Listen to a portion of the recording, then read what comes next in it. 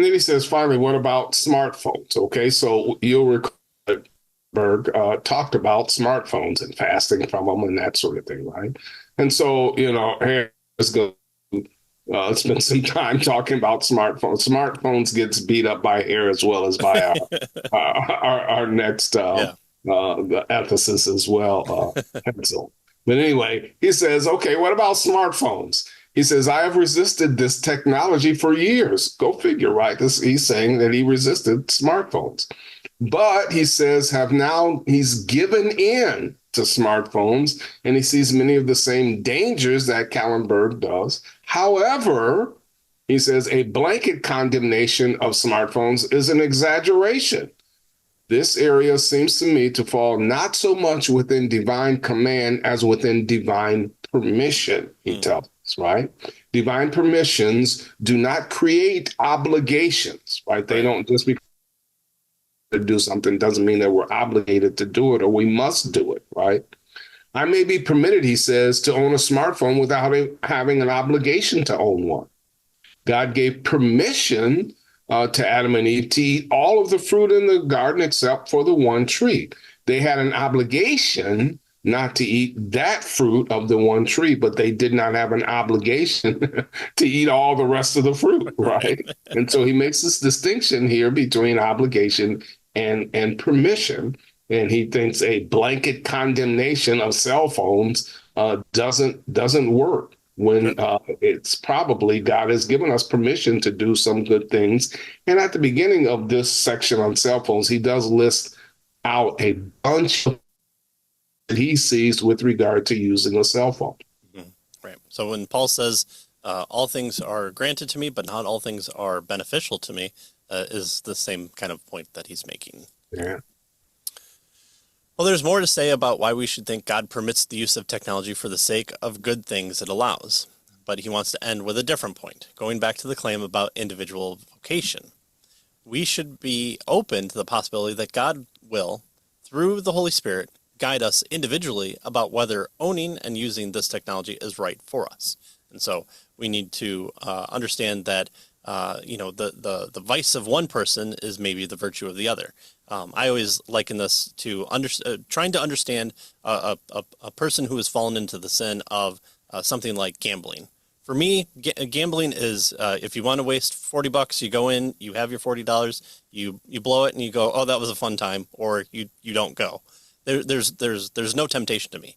And then you walk into those places and you see people who, need crowbars to be pried away from there. And so I have to realize that other people don't have that same inclination to be addicted to that. It's not to say, oh, well, that's stupid. I just have to say, there, but for the grace of God go I. And so here he's saying the opposite, where what's the correct path for you? You should study to be a pastor. You're there to work in the congregation.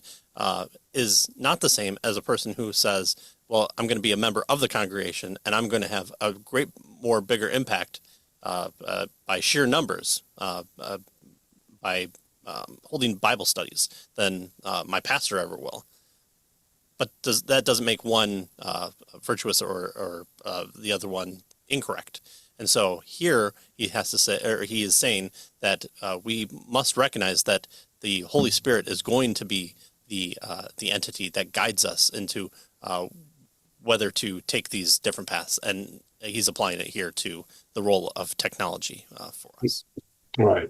And so his basic idea, his basic, I guess, criticism of Kallenberg here, it seems anyway, at least one of his basic criticisms is that there are different ways for the virtues to express themselves in various different individuals. And he's claiming that Kallenberg isn't recognizing this, and that's kind of a weakness in Kallenberg's perspective here. Mm-hmm. Now, of course, our question, and we'll wait till we get to him, is, is this somehow relativistic, right? Are the Right. virtues relative to a particular person in a particular situation? Of course, we don't want that. And so we'll have to see how he, parses that out. But his main issue is Kallenberg isn't given room for each individual to have perhaps different virtues and purposes and that sort of thing. Hmm. Yeah, here too, it's interesting to see the different takes between natural law. So she was almost presenting kind of a positive case approach for her point of view, while critiquing Kallenberg's. Here, the natural law or the divine command theorist is almost entirely just a critique, and so there are some probably points that he's going to draw out when he does his presentation. But man, he spends too much time on cell phone usage, and it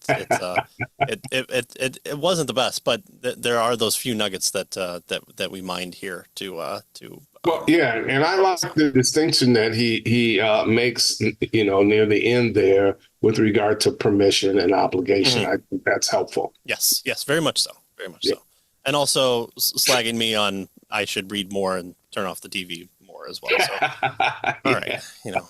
probably a good divine command there, if you will. Yeah.